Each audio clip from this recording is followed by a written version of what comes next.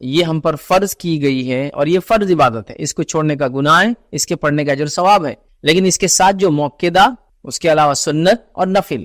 ویسے دیکھیے ہر عبادت کی صرف 2 کیٹیگری ہوتی ہے، یاد رکھ لیجیے، فرض اور اس کے بعد نفل، تیسری کوئی کیٹیگری نہیں. تو نماز میں بھی فرض اور نفل، ٹھیک ہے. حج بھی ہوں گا، فرض حج ہوں گا یا نفل حج کریں گا. زکات دیں گا، فرض یا نفل. نفل زکات مطلب صدقات اور خیرات. فرض اور نفل 2 ہی ٹائپ ہوتی ہے. نماز میں جو فرض ہے وہ فرض ہے، اور جو نفل ہے اس کی 3 ٹائپ ہے. پھر نفل کو 3 کیٹیگری میں بانٹتے ہیں، موقدہ، سنت موقدہ اس کو بولتے ہیں، سنت اور نفل، ٹھیک ہے. یہ یاد رکھیے نماز میں کرتے ہیں، لیکن یہ نفل کا پارٹ ہی، نفل ہی ہے، نفل کا حصہ ہے. تو جو موقدہ نماز ہے یا سنت نماز ہے، نفل نماز ہے، یاد رکھیے یہ فرض نہیں ہم پر. تو لہٰذا اگر کسی نے فرض نماز پڑھ لی اور وہ موقدہ یہ سنت نہ پڑھ پایا یا نفل نہ پڑھ پایا تو اس پہ کوئی گناہ نہیں ہے، اور فرض نماز کا تو اس سے کوئی تعلق ہی نہیں ہے کہ وہ ہوں گی یا نہیں ہوں گی. وہ نوجوان کا سوال تھا، یہاں بھی سوال آیا ہے، کیا سنت نہیں پڑھے تو فرض ادا ہوتی ہے؟ کیونکہ میں نے یہ بات سنی ہے لوگوں سے کہ جو شخص موقدہ نہیں پڑھتا اور سنت نہیں پڑھتا اس کی فرض نماز بھی قبول نہیں ہوتی ہے. اور موقدہ اور سنتوں کو اتنی اہمیت دیتے ہوئے دیکھا گیا کہ میں نے خود ایک مقرر کو کہتے ہوئے سنا، اور وہ کہہ رہے تھے اگر آپ کی سنت موقدہ، سمجھ لیجیے آپ ظہر میں مسجد پہنچے اور سنت موقدہ آپ کی نہیں ہوئی، تو وہ کہہ رہے تھے اگر آپ کو فرض نماز کا آخری قاعدہ بھی مل جائے تو سنت موقدہ پہلے پڑھو. مطلب وہ کہہ رہے ہیں کہ فرض چلتی رہے ادھر، کوئی مسئلہ نہیں، سنت موقدہ پڑھنا. آپ کو لگ رہا کہ فرض کھڑی ہو گئی اور میں اتنی دیر میں امام سے پہلے سلام پھیر کے آخری قاعدے میں جا کے مل سکتا ہوں امام سے، تو وہ کہہ رہے تھے پھر سنت موقدہ پڑھو، فرض کو بعد میں ملو جا کر. بھائی یہ آپ نے ٹو مچ کر دیا، مطلب غلو بھی نہیں بولیں گے، یہ شرارت دکھ رہی مجھے آپ کی. یہ کیا تماشا لگا رکھا آپ نے؟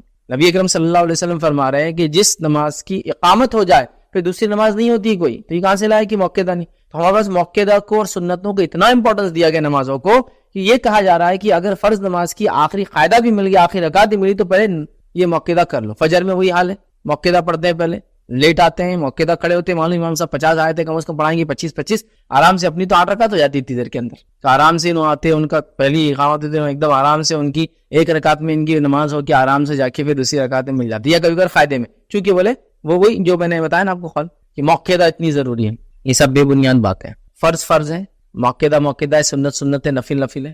فرض کا بالکل اپنا مقام ہے، اس کے ادا ہونے سے آپ کی نماز پہ نماز ادا ہو گئی. جیسے آپ نے کہا کہ میں نے ظہر کی 4 فرض پڑھ لی تو آپ کی نماز ادا ہو گئی. آگے پیچھے کی موقدہ نہیں پڑھنے سے، سنت نہیں پڑھنے سے آپ کے فرض نماز پہ کوئی ایفیکٹ نہیں آتا ہے. اگر کوئی نہیں ایسا ہے تو پھر میں کہوں گا جس کے سنت روزے نہیں ہوتے اس کے فرض روزے بھی نہیں ہوتے. پھر اب کون کون سے سنت روزے ہیں؟ جمعرات پیر کا رکھو پورے سال، پھر ایام 20 کے 13، 14 اور 15 کے رکھو ہر بار، پھر اس کے بعد محرم کے جو روزے آپ سب رکھتے تھے، اور اس کے بعد سارے روزے جو آپ صلی اللہ علیہ وسلم سے ثابت ہے نا، حتیٰ کہ آپ شعبان میں بھی کثرت سے روزے رکھتے رکھو پھر پورے. تو آپ بولیں نہیں ایسا نہیں. پھر میں اگر کہوں اگر نفل زکات نہ دے تو فرض زکات بھی قبول نہیں ہوتی، صدقات خیرات یہ وہ نہ کرے، تو آپ بولیں گے نہیں ایسا کیوں کر رہے یار، نمازی ویسی. ہاں بچوں کو ترغیب دلانے لوگ ایسا بولتے ہیں کہ بچے زیادہ نماز پڑھیں، لیکن میں پیرنٹس سے کہوں گا آپ زیادہ نماز پڑھانے کے چکر میں جو پڑھنا ہے وہ بھی نہیں پڑھ رہے نا، کیونکہ وہ یہ سوچ رہے کہ اب سنت نہیں تو فرض بھی نہیں ہوتے، جانتا ہوں سنت نہیں پڑھے تو فرض بھی نہیں پڑھیں گے. میں یہ کہوں گا سنت پڑھیے بہت اچھی بات ہے، موقدہ پڑھیے اور اچھی بات ہے، نفل پڑھیے بہت اچھی بات ہے، لیکن فرض ہے، فرض کے خالی پڑھنے سے بھی آپ کی نماز ہو جاتی ہے. کچھ لوگوں کو یہاں تک میں نے قول سنا، نماز کھڑی لوگوں نے باندھا، سمجھو ایک آدمی نماز میں انٹر ہو مسجد میں، فوراً جماعت کھڑی تھی، گیا باندھ لیا، سلام ہوا السلام علیکم رحمۃ اللہ، سلام پھیرا، فوراً اٹھ کے چلے گئے. لوگ بولتے ہیں استغفر اللہ، کیا نماز قبول ہوں گی اس کی؟ نماز سے 1 منٹ پہلے آ رہے، سلام ہوتے ہی چلے جا رہے، نہیں ہوتی ان کی قبول. اللہ کا گھر ہے، 10 منٹ پہلے آگے پڑھے رہنا، نماز پڑھنا، موقدہ پڑھنا، اس کے بعد کی پڑھنا، اس کے بعد ایسا یہ سے نماز پڑھتے بے رخی ہے تو اللہ تعالیٰ سے، ایسا کچھ بھی نہیں. اور وہ کیا کرتے ہیں کبھی کبھار معلوم، اسپیشلی محلوں کی مسجدوں میں یہ ہوتا ہے کہ دیکھتے ہو جیسی نماز ہوئی تو جو راستہ ہے نا وہیں جا کے نفل کے لیے کھڑے ہو جاتے تاکہ سب رک جانا. اور کیا سوچتے ہیں یہ سب جو اب رک کے نماز پڑھیں گے اس کا اجر کس کو ملے گا؟ اپنے اکاؤنٹ میں آئیں گے. اس سے بیمار ہو سکتا ہے، مسافر ہو سکتا ہے، ٹوائلٹ کی ضرورت ہو سکتی ہے، کسی کو بیمار ہو سکتا ہے، اس کو بھاگنا ہے، اس کی اب آپ کھڑے ہو گئے مست کیوں، تو بولے میں اب روک کے لوگوں کو نفل اور سنتیں پڑھاؤں گا. یہ سب نہیں یاد رکھے. تو فرض ہو گئی کافی ہے، موقدہ اور اجر دیں گا، اور سنن اور اجر دیں گی، نوافل اجر دیں گی، کیونکہ نوافل کی کیٹیگری میں سب آتے ہیں. حدیث کے اندر الفاظ ہے جو شخص نوافل میں اضافہ کرتا ہے اور خوب پڑھتا ہے تو اللہ سے اتنے قریب ہو جاتا ہے. حدیث کے الفاظ ہے کہ اللہ اس کا ہاتھ بن جاتا ہے جس سے وہ کام کرتا ہے. اس کا مطلب یہ نہیں کہ اللہ اس کے ہاتھ میں چلے جاتا ہے، مانا یہ وہ ہر اچھا کام کرنے لگتا ہے. اللہ اس کا کان بن جاتا ہے جس سے سنتا ہے، مطلب وہ ہر اچھی چیز کو سننا شروع. نفل کا یہ فائدہ ہوتا ہے. تو نفل میں سبھی آ رہی، موقدہ یہ وہ، تو بہرحال نفل نماز یا موقدہ نماز یا سنت پڑھنا چاہیے، لیکن یہ اس کا پارٹ نہیں ہے فرض نماز کا. فرض ہوگی تو آپ کا فرض ادا ہو گیا، آپ گناہ سے بچ گئے، آپ کو نیکی مل گئی. اتنی بات یاد رکھے. تو لہٰذا پڑھنا چاہیے، اچھی بات ہے، میں روک نہیں رہا ہوں، لیکن یہ کہنا کہ اس کے بعد فرض نہیں ہوتی، یہ بالکل بے بنیاد اور بے اصل چیزیں یاد رکھیں. उस सख्तियों वाले मरहले से वो गुजर गया। अब क्या होता है, ये कुछ बातें आपके सामने बयान करूंगा। ठीक ठीक ये बताना कि सफर आखिरत की इब्तिदा में इंसान की मरने के बाद क्या होता है, ये मुमकिन नहीं है, क्योंकि कोई मुर्दा उठकर नहीं बताता है क्या हुआ। लेकिन अल्लाह की किताब में, नबी अकरम सल्लल्लाहु अलैहि वसल्लम की सुन्नत में कुछ जो बातें मिलती है, इन बातों को मैं तरतीबवार आपके सामने रख रहा हूं, क्योंकि रिवायतें मुख्तलिफ है, अहादीस मुख्तलिफ है। कुछ रिवायतें बुखारी की, कोई मुस्लिम की, कोई अबू दाऊद की, कोई तिरमिजी की है। लेकिन अगर मैं अलग अलग हदीसें रखूंगा तो शायद उन्वान मुकम्मिल नहीं कर पाऊंगा। तो मैंने इन सब रिवायतों को एक तसलसल दे दिया, कड़ियां जोड़ने की कोशिश की कि ऐसा ऐसा ऐसा ऐसा ऐसा हो सकता है, ताकि एक वाक़े की शक्ल में, एक ऑर्डर की शक्ल में कुछ बातें आपके सामने आए। वरना ये तमाम बातें अहादीस से साबित है और कुछ कुरानी आयतें भी इंशाअल्लाह उसके अंदर आएंगी। तो आइए, सफर आखिरत की इब्तिदा मौत से हुई, एंट्री हो गई मौत के साथ, इंसान मर गया, मरने के बाद अब क्या होता है वहां से देखते हैं। ये सफर आखिरत की इब्तिदा है। नबी अकरम सल्लल्लाहु अलैहि वसल्लम फरमाते हैं, जब इंसान मर जाता है और अगर वो नेकोकार हो तो होता ये है कि खूबसूरत चेहरे वाले फरिश्ते आते हैं और इंतहाई खुशबूदार कफन उसके लिए लाया जाता है, और उसके पास आते हैं, खड़े होते हैं और बशारतें देते हैं, खुशखबरियां सुनाते हैं। उसके रब ने उसके सफर आखिरत के बाद क्या देने का वादा किया है वो रखते हैं। उसकी रूह मचलती है और उसे अच्छे अच्छे नामों से पुकारते हैं, जिन अच्छे अच्छे नामों से वो दुनिया में पुकारा जाता था उसे मुबारकबाद देते हैं और उसको खुशखबरियां सुनाते हैं। जो ही वो रूह खुशखबरियां सुनती है वो मचलने लगती है सफर आखिरत की इब्तिदा के लिए और कहती है, मुझे जल्दी से निकालो, मुझे जल्दी लेकर चलो, ताकि मैं उस चीज को पालूं जो मेरे रब ने सफर आखिरत के बाद मेरे लिए रखी है और जो बशारत तुम लोग दे रहे हो। फिर फरिश्ते उसको खुशबूदार कफन में जो है कफनाते हैं। उसके बाद पहले आसमान की तरफ लेकर चलते हैं। जब पहले आसमान की तरफ लेकर चलते हैं तो पहले आसमान के फरिश्तों को इस रूह की जो नेक थी, जिसका सफर आखिरत शुरू हुआ है, खुशबू आ जाती है और उनको पहले से पता चल जाता है। जब वो आती है रूह, फरिश्ते लेकर आते हैं तो पहले आसमान के फरिश्ते दरवाजे खोलते हैं, आसमान के इस्तकबाल करते हैं और कहते हैं कि मुबारक हो तुमको, अल्लाह ने तुम्हारे लिए इनामात लिखे रखे, आओ जो है ऐसी रूह जिसने नेक अमाल किए, और उस नेक इंसान की रूह को वो कबूल करते हैं, एक्सेप्ट करते हैं, खुशामदीद कहते हैं और उसको बशारतें देते हैं। और वो रूह जो है उस आसमान से लेकर पहले आसमान तक पहुंची है, खोले गए दरवाजे दूसरे आसमान की तरफ जाती है और हर मरहले में, हर आसमान में यही बशारतें दी जाती है और वो खुश होती है और 7वें आसमान तक उसकी रूह ले जाई जाती है। 7वें आसमान तक उसकी रूह ले जाई जाती है। फिर अल्लाह ताला हुक्म देता है, इसे वापस उसी जगह डाल दो, इसलिए कि मैं इसे दोबारा इसी से उठाऊंगा। फिर उस रूह को लाकर कब्र के अंदर डाल दिया जाता है।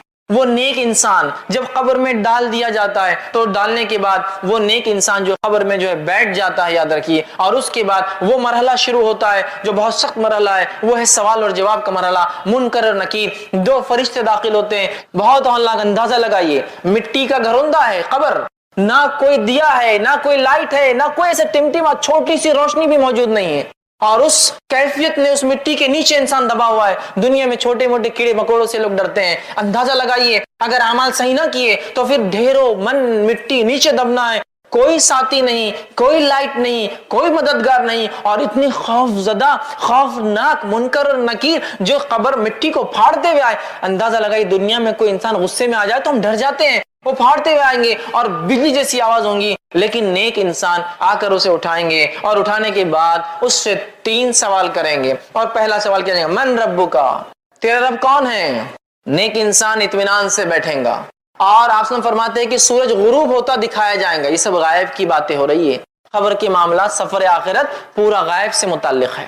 सूरज डूबता हुआ दिखाया जाएगा। वो कहेंगे, फरिश्तों सवालों के जवाब मैं बाद में देता हूँ, असर का वक्त जा रहा है, सूरज डूब रहा है, मैं नमाज पढ़ लेता हूँ। फरिश्ते बताएंगे ये खबर है, यहाँ नमाज की जरूरत नहीं। तो कहेंगे हाँ ठीक है, कंटिन्यू करो, आगे बात करते हैं। चूंकि वो दुनिया में नेकी का आदी था और बिलखुसूस नमाज का आदी था, लिहाजा खबर में भी जब सूरज को डूबता हुआ देखता है तो कह रहा है कि असर का वक्त जा रहा है, मैं पढ़ लेता हूँ। तो अंदाजा लगाइए नमाज के कितने फवायद है।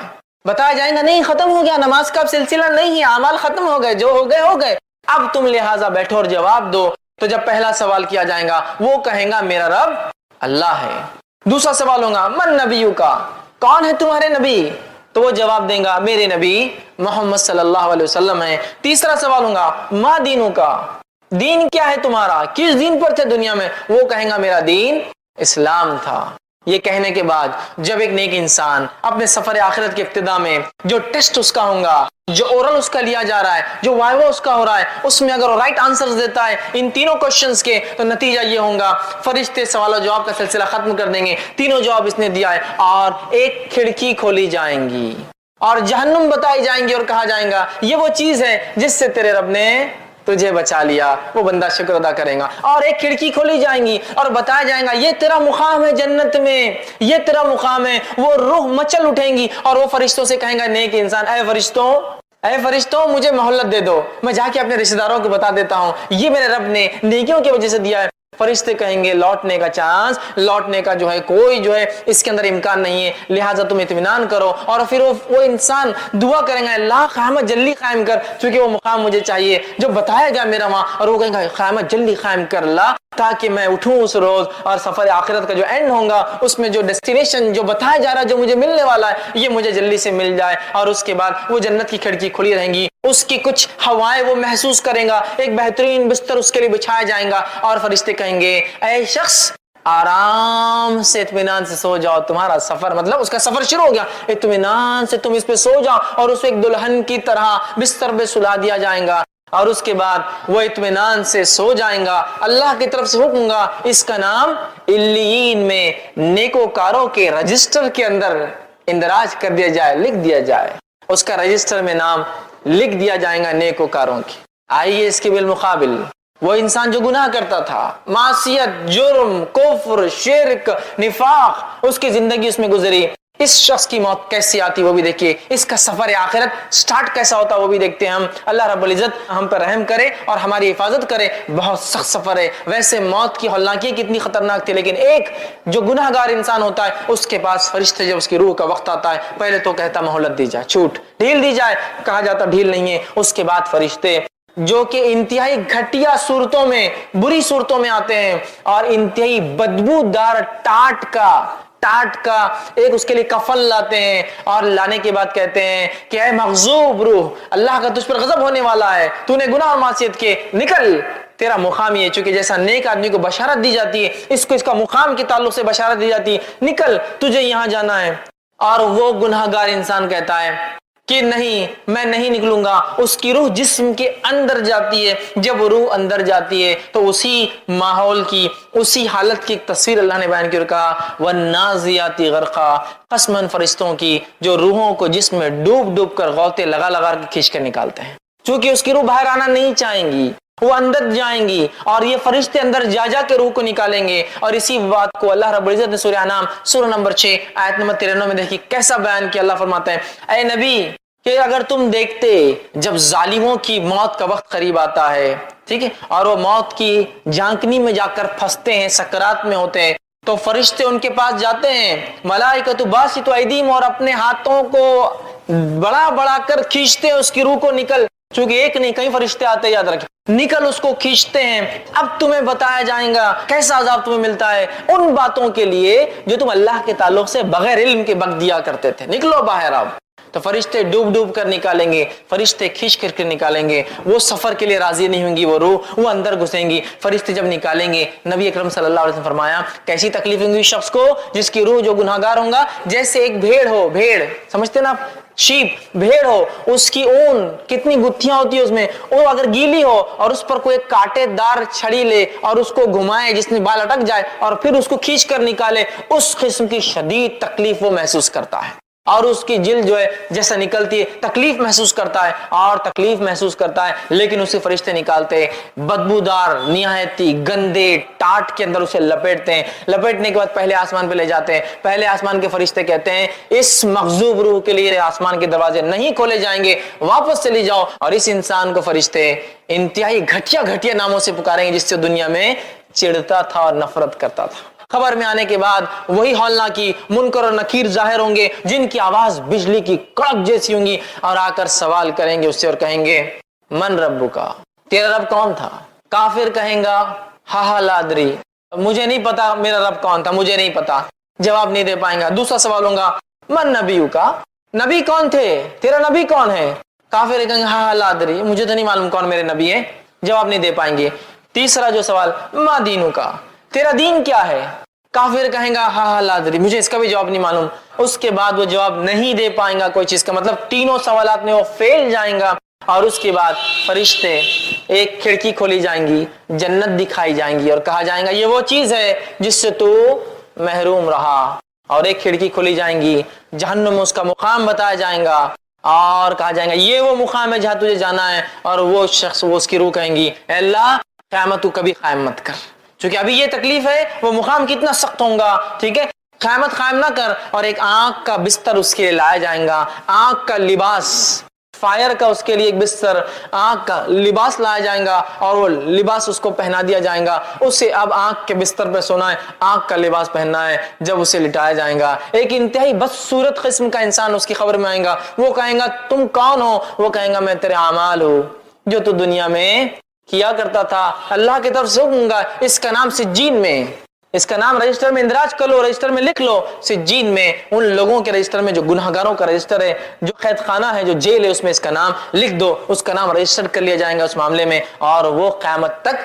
तकलीफ के अंदर लेटने वाला है। इन मरहलों पे थोड़ा गौर कीजिए, कैसा अजीब सफर है, कैसी खतरनाक इब्तिदा है और हमारी इसके लिए क्या तैयारी है, ये सोचना सबसे इंपॉर्टेंट पॉइंट है, सबसे अहम मामला है, ये नुक्ता सबसे अहम है। आज दुनिया की जिंदगी में हम इतने गर्क हैं कि हमें कुछ नहीं समझ में आता सिवाय माल, दौलत, बीवी, बच्चे, घर, जायदादें, अच्छी अच्छी गाड़ियां और स्टेटस और मुकाम। इसके अलावा हम कुछ नहीं करना चाहते, याद रखिए, कुछ नहीं करना चाहते। ये सफर कैसे तय करेंगे? अगर आप एक सफर करके जाते हैं किसी दूसरे शहर में और उस होटल के अंदर गद्दा बराबर ना हो, रुई बराबर भरी ना हो, या फिर गद्दा स्पेशल टेक्नोलॉजी से अगर बना हुआ ना हो, तो सुबह उठ के हम कहते हैं पीठ साथ नहीं दे रही है, आज काम बराबर नहीं होगा। अंदाजा लगाइए उस चीज का जो गुनाहगार के साथ हो रही है। आंख का बिस्तर, आंख का लिबास, किस किस्म की तकलीफ है। तो ये सफर आखिरत को हम मामूली ना समझे। अगर इसके इब्तिदाई मरहले ऐसे हैं तो अगले मरहले कैसे होंगे हम अंदाजा लगा सकते हैं, याद रखिए। तो लिहाजा ये बद और नेक का था। अब एक मामला यहां जो हो रहा है, आमाल। आमाल वो साथी है जो साथी हमारे साथ खबर में आने वाले हैं, जिसको हम सबसे बड़ा दुश्मन समझते हैं अपना। नबी अकरम सल्लल्लाहु अलैहि वसल्लम फरमाते हैं तीन दोस्त है एक इंसान के, एक वो साथी, वो दोस्त, वो फ्रेंड है जो इंसान के मरते ही उसका साथ छोड़ देता है, रिलेशनशिप तोड़ देता है। सेकंड वो दोस्त, वो फ्रेंड है जो मरने के बाद कब्रिस्तान तक आता है। और तीसरा वो फ्रेंड और दोस्त है जो खबर में साथ आता है। पहला दोस्त माल और दौलत है, इंसान मरा और इंसान के मरने के साथ जायदाद, जमीन, दौलत, गाड़ियां, बंगले, घोड़ा, सब वहीं रह गया, सब रह गया। पहला दोस्त तो साथ छोड़ देता है। अगला मरहला, नेक्स्ट फ्रेंड को देखते हैं। दूसरा दोस्त आप सल्लल्लाहु अलैहि वसल्लम फरमाते वो है जो कब्रिस्तान तक साथ आता है। ये कौन है मालूम? ये दोस्त, रिश्तेदार, साथी, वो लोग जो गम मनाते, जो रोते हैं आपके ऊपर, जो आपकी जाने जिनको तकलीफ हुई है वो है, लेकिन वो भी खबर तक आते हैं। और खबर में आने के बाद क्या होता है, वहां आते, दफनाते और चले जाते हैं, है ना। तो माल, दूसरा दोस्त, रिश्तेदार, लेकिन वो भी कुछ साथ नहीं थे। तीसरा फरमाते दोस्त इंसान का आमाल है जो खबर में साथ आ रहे हैं। आगे हदीस के अंदर बात, खबर में आने वाले अच्छे बुरे आमाल। लेकिन कितनी अफसोस की बात है, तीन दोस्तों में से मेरा सबसे पक्का दोस्त कौन है अब तय कर ले। और देखा ये जा रहा है कि आजकल हम लोगों का सबसे पक्का दोस्त तीसरा नहीं है वो आमाल, पहला सबसे पक्का दोस्त माल है भाई, माल। इसके वजह से रिश्तेदारियां तोड़ दी जाती है, इसको कमाने के लिए हलाल और हराम की तमीज छोड़ दी जाती है, इसको कमाने के लिए सब कुछ किया जा रहा है, इसको कमाने के लिए, हासिल करने के लिए गबन, तकलीफ, ठीक है, इसके बाद लोगों के हक मारे जा रहे हैं। इसी के लिए तो दुनिया में सब कुछ हो रहा है, याद रखिए। और ये सबसे पक्का दोस्त है, इसी की वजह से तो हमने सुन्नतों को तर्क किया, इसी की वजह से तो फराइज को हमने छोड़ा। अरे भाई जोहर के टाइम पे नमाज को चल जाएंगे तो काम कम होगा, सैलरी कम हो जाएंगी, लिहाजा 1 घंटा बढ़ जाएगा ना। इसी के लिए तो हमने नमाज फराइज छोड़े, इसी के लिए तो जो रिश्तों को जोड़ने का हुक्म है वो तोड़े कि रिश्ते बाकी रखेंगे तो आ जाएंगे कल को गरीब रिश्तेदार, बोलेंगे ये दो ये दो ये दो, कहां से लाऊंगा, तोड़ो रिश्तेदारियां, क्योंकि माल मांग लेंगे ये। तो इसी के लिए तो सब कुछ किया, इसी के लिए अहकामात छोड़े इस्लाम के, इसी के लिए फराइज छोड़े, इसी के लिए रिश्तेदारियां तोड़ी, इसी के लिए बगैर हलाल और हराम की तमीज के। और मैंने हराम कमाया, रिश्वतखोरी की, गबन किया, चोरी की, जो कुछ हो सकता है किया, माल हासिल किया। और ये ऐसा बेवफा साथी है, फर्स्ट स्टेज में छोड़ देता है, इंसान मर के चला जाता है, झगड़ा जायदाद का चलते रहता है। इसको सबसे पक्का साथी बना लिया हमने, जबकि सबसे कच्चा है ये, सबसे ज्यादा बेवफा दोस्त है ये। दूसरा दोस्त रिश्तेदार, कहां तक आते हैं ये भी, खबर तक। ये वही रिश्तेदार है ना जिनके लिए आपने शरीयत को बालाए ताक रखा, भाई शादी ऐसी करो, ऐसी शादी थोड़ी होती समाज में, बड़े क्या कहेंगे हमारे, ये वही रिश्तेदार है ना जिनकी वजह से सुन्नतों को छोड़ा, ये वही रिश्तेदार है ना जिनकी वजह से हमने दीन और इस्लाम को छोड़ा। अरे भाई पूरे खानदान में कोई अमल नहीं करता, मैं कैसे करूंगा? नाम दिखाना है समाज में, आगे बढ़ना है, बच्चों की शादियां वगैरह होना है, लिहाजा मैं ये कुरान हदीस और सुन्नत की बात नहीं कर सकता यहाँ। तो ये रिश्तेदार जिनके लिए आपने इस्लाम को छोड़ा, ये रिश्तेदार है जिसके लिए आपने सब कुछ किया, इस्लाम और शरीयत को बालाताक रखा, सुन्नतों की अहमियत को हमने वो किया। मैं मेरा बेटा है इसके लिए कैसा होगा, ये कर लिया, मेरी बेटी है, रिश्तेदारों के लिए ये इतने बेवफा है, बस कब्रिस्तान तक आएंगे, 2 आंसू बहाएंगे, बीवी हो तो 4 महीने 10 दिन गम करेंगे, उसके बाद सब कुछ दुनिया का चलने लगेगा। कोई साथ नहीं आ रहा माल, कोई साथ नहीं आ रहा खबर में, एक भी रिश्तेदार जिसके लिए ये 2 फ्रेंड्स के लिए सब कुछ किया, ये सबसे बेवफा है। तीसरा जो दोस्त है जिससे सबसे कम और हल्की दोस्ती और फ्रेंडशिप है मेरी और आपकी आज, वो है अमाल। ये जिंदगी में भी साथ है, ये कब्र में भी साथ है, ये मकाम महशर में तराजू में भी तोला जाएगा, और इंशाअल्लाह अल्लाह के फजल और रहम के बाद ये वजह बनेगा जन्नत में जाने की। अमाल, अमाल, लेकिन अमाल बाद में, पहले माल फिर रिश्तेदार क्या बोलेंगे, यही मामला है ना। देखिए कोई काम करना है, नहीं भाई इससे पहले तो देख लो बिजनेस पे क्या फर्क आता। दूसरा, रिश्तेदार क्या बोलेंगे, अरे नहीं तो सुन्नत है, रिश्तेदार क्या बोलेंगे, भाई समाज में रहना है ना। उसके बाद अमाल का सोचा जाएगा। तो ये दोस्त, ये अमाल जिसको हमने सबसे कमजोर दोस्त बना लिया, उससे वो मजबूत दोस्ती और रिश्ता नहीं रखा, यही वो अमल है जो हर जगह आने वाला है, खबर में भी आएगा, खबर में भी आएगा। एक तो मसला हल हुआ। दूसरा, सवालात तो कितने आसान दिखते हैं ना। मन रब्बू का, रब्बी अल्लाह, मेरा रब अल्लाह है, कितना आसान जवाब है। मन नबीयू का, मेरा नबी कौन है, कितना आसान जवाब। किसको नहीं पता कि नबी मोहम्मद सल्लल्लाहु अलैहि वसल्लम है हमारे, आसान। माँ दीनों का, दीन क्या था तेरा, कितना आसान है, दीन इस्लाम। 3 सवाल और 3 अल्फाज में जवाब है इसके, अल्लाह, मोहम्मद सल्लल्लाहु अलैहि वसल्लम और इस्लाम। मैं तो यूं ही दे दूंगा। मेरे भाइयों, इस बात को गौर से हम सुने और समझे। इन 3 सवालात का जवाब वही आदमी दे सकता है जिसकी जिंदगी इन तीनों के मुताबिक गुजरी हो। याद रखिए, इन 3 सवालात, जिसने अल्लाह को वाक़ई में रब माना, उसके साथ कभी शिर्क नहीं किया, उसकी तौहीद पर जिंदगी गुजारी, उसके अहकाम को सुना, उसके हराम को हराम जाना, उसके हलाल को हलाल जाना, उसकी इताअत, उसकी शरीयत की इताअत की, उसकी फरमाबरदारी में जिंदगी गुजार दी, उसकी मोहब्बत के लिए दुनिया में सब कुछ किया, तो वो कह सकेगा मेरा रब अल्लाह है।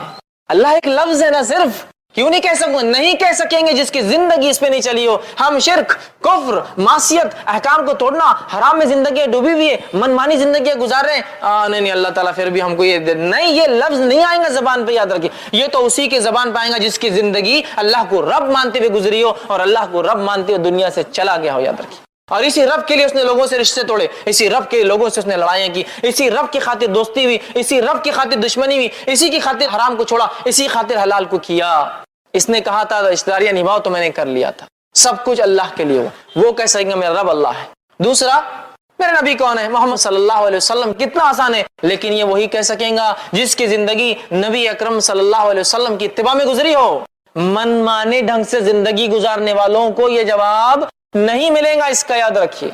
जिसने जो सुन्नत को बालाए ताक रखा, सुन्नत क्या है, कर लिए तो अमल ठीक, नहीं करे तो चलता, माहौल बना दिया गया। ये सुन्नत पे अमल करे तो ठीक, नहीं करे तो चलता है, कोई मसला नहीं, इतना माहौल बना दिया गया। आज ये सुन्नतों को मजाक समझ रहे हैं, सुन्नतों का इनकार करना फैशन बन चुका है आजकल। मालूम, अरे ये हदीस तो मेरे पल्ले नहीं पड़ रही भाई, समझ में नहीं आ रही, रद्द। अरे ये हदीस तो मुझे समझ में नहीं आ रही, रद्द। अरे ये हदीस तो इसके खिलाफ दिख रही मुझे, रद्द। अरे ये हदीस में तो फलां, रद्द। मतलब तुम्हारी अकलें जांचेंगी अब सुन्नत को। सुन्नत का इनकार किया, पूरी जिंदगी मनमानी जिंदगी गुजारी, तो फिर क्या वो ये कह सकेगा मेरे नबी मोहम्मद सल्लल्लाहु अलैहि वसल्लम है। याद रखिए, जो नबी अकरम सल्लल्लाहु अलैहि वसल्लम की मोहब्बत करता है, मोहब्बत का तकाजा इताअत और फरमाबरदारी याद रखिए। इसलिए कि आप सल्लल्लाहु अलैहि वसल्लम ने फरमाया कि जिसने मेरी सुन्नत से मोहब्बत की उसने मुझसे मोहब्बत की। मन अहब्ब सुन्नती फमन अहब्बनी, उसने मुझसे मोहब्बत की। वमन अहब्बनी कान माई फिल जन्नह, और जिसने मुझसे मोहब्बत की मेरे साथ जन्नत में होगा।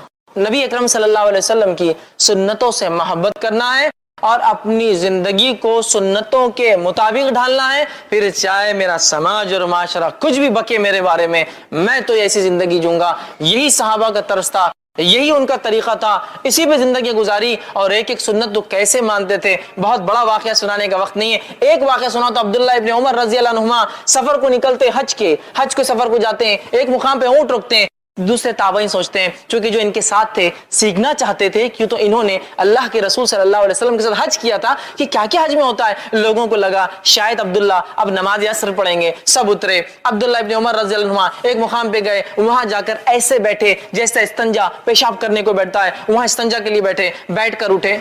लोगों ने क्या किया, हम यहाँ वजू करके नमाज नहीं पढ़ेंगे और आपने तो पेशाब भी नहीं किया, बस बैठ के आ गए। तो कहा नहीं ना, हम नमाज पढ़ेंगे ना ही असर करेंगे। तो नबी अकरम सल्लल्लाहु अलैहि वसल्लम, क्योंकि असर तो उस मुकाम पे पड़ी, तो कहा फिर यहाँ क्यों रुके हो? तो कहा नबी अकरम सल्लल्लाहु अलैहि वसल्लम के साथ मैं हज के सफर पे था, आप सल्लल्लाहु अलैहि वसल्लम यहाँ इस्तंजा फारिग हुए थे, मुझे आया तो नहीं था, फिर भी मैं बैठना पसंद करता हूँ यहाँ। कैसी इत्तिबा है, ये है मोहब्बत, ये है इताअत कि नहीं समझ में आ रहा हमको क्यों नबी ने किया, बस किया हम कर रहे हैं उसको, ये मोहब्बत है।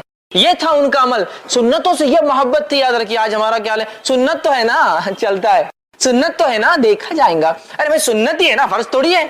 ये हाल हमने बना दिया है। तो क्या ऐसा शख्स ये कह सकेगा हाँ मेरे नबी नहीं कह सकेगा? ये वही कहेगा जिसकी जिंदगी ऐन सुन्नत पर गुजरी हो, या कम से कम गुजार ना सका हो तो तड़प रखता था शदीद कि अल्लाह मौका मिले तो मैं गुजारूं। क्योंकि दुनिया के ऐसे कई इलाके हैं जहाँ सुन्नत अमल करना मुश्किल ही नहीं नामुमकिन होता है। तड़प रखा था उसने कम से कम। तीसरा सवाल कितना आसान, माँ दीनू का, तेरा दीन क्या है? मेरा दीन इस्लाम है। किसको नहीं पता?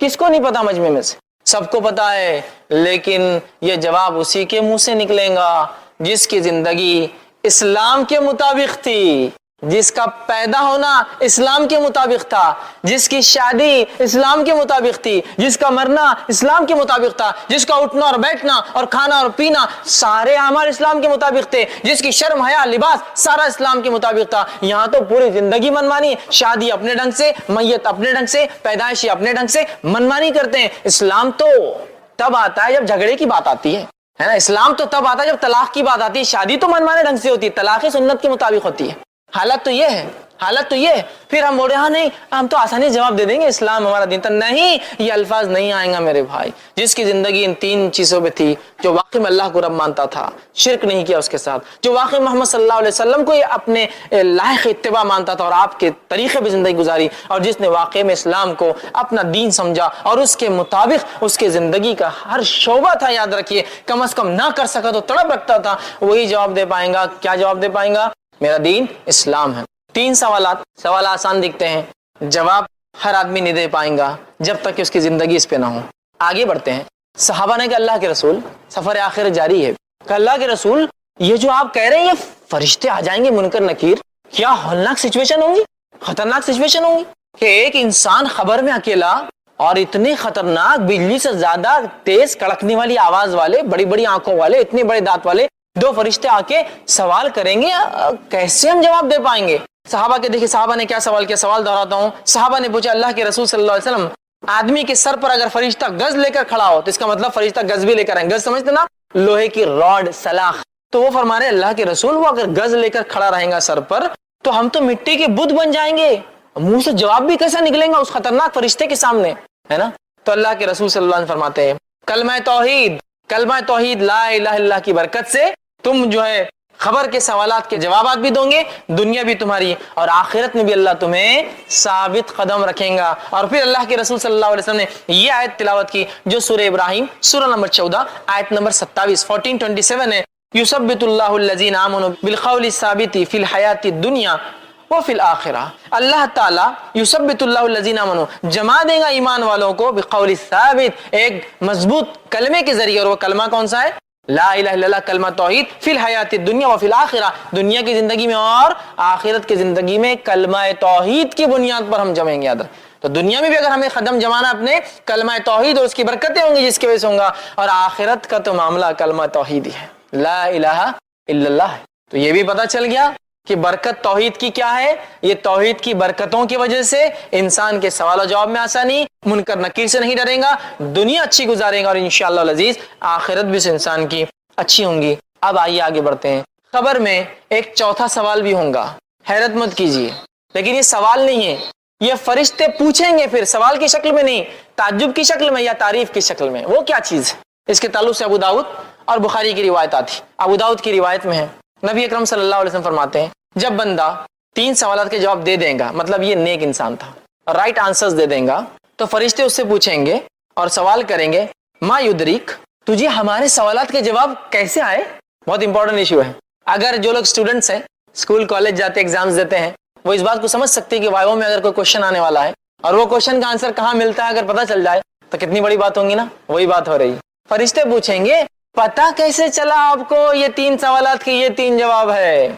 तब सवाल करने वाले तो नेक इंसान क्या जवाब देंगे, सुनिए। अल्लाह के रसूल सल्लल्लाहु अलैहि वसल्लम फरमाते हैं, ये मुस्नद अहमद की रिवायत का एक टुकड़ा एक हिस्सा है। आप फरमाते हैं क़राअतु किताब अल्लाह, मैंने अल्लाह की किताब पढ़ी थी, आमनतु बिही, मैं उस पर ईमान लाया, वसद्दक़तु, और उसकी तस्दीक भी की थी मैंने कि हक है।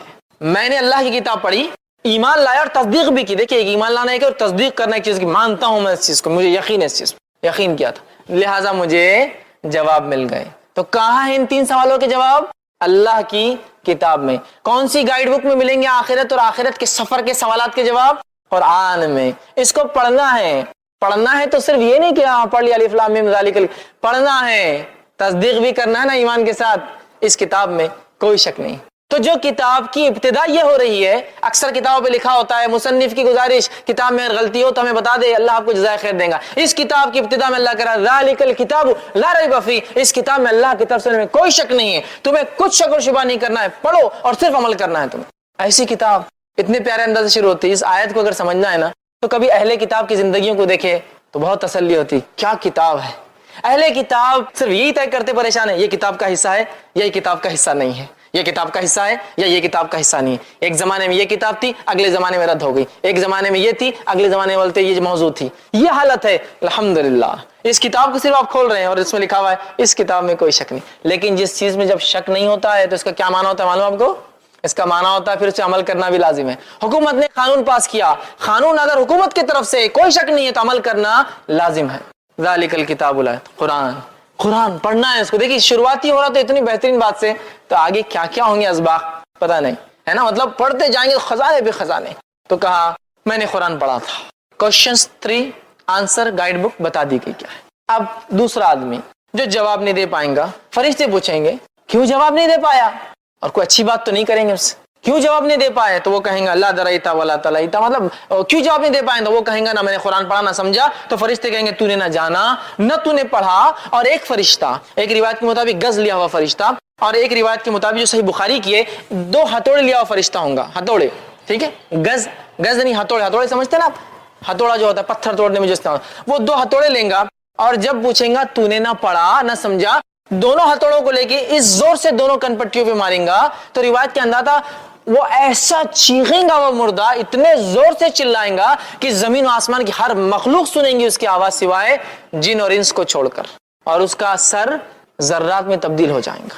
और यही अजाब उसको क़यामत तक दोबारा उठने तक मिलने वाला है। आंख का बिस्तर, आंख का लिबास, हथौड़ों का अजाब। एक रिवायत में गज के है, गज, वो गज लेके खड़ा होगा और गज लेके खड़ा होगा और इस जोर से मारेगा।